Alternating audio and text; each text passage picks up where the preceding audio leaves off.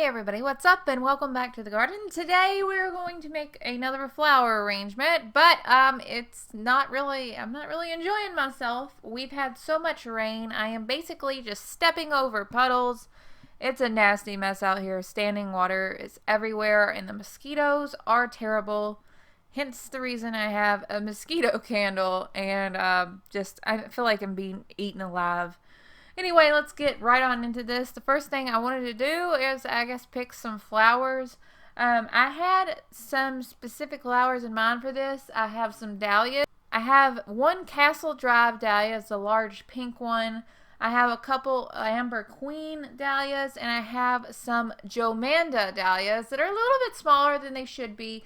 But I want to use all these anyway. These are the only dahlias blooming in my yard right now. So I grabbed those first and foremost is what I did. I really like this Castle Drive one. I think it's really pretty, but I grabbed those first. Well, I put the stem of those into some boiling water so that they could kind of condition while I was getting the rest of the flowers ready.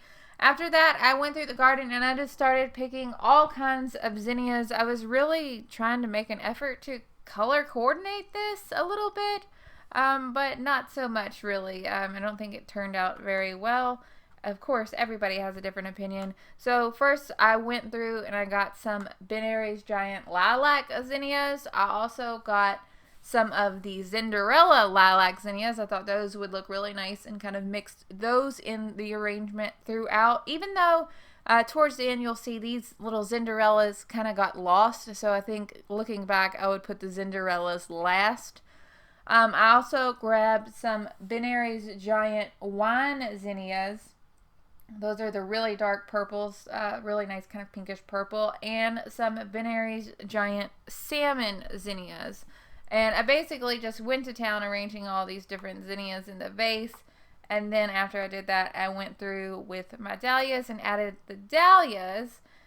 And, you know, looking at it, I was just like, it needs something. It needs some greenery. It's got to have something. And, of course, wouldn't you know, the mint. Are you guys seeing a pattern? Are you tired of hearing about this mint? I do a really bad job of having greenery in my garden. It seems like I always focus so much on the actual flower blooms themselves that I overlook planting any types of greenery.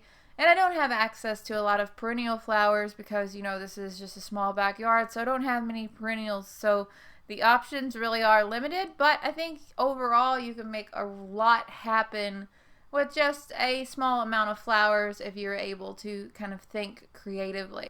Overall, I'm not really disappointed with how this one turned out. I mean, I like the colors and everything, but as far as the shapes go, I feel like it's kind of a little bit kind of one-dimensional, but that's okay.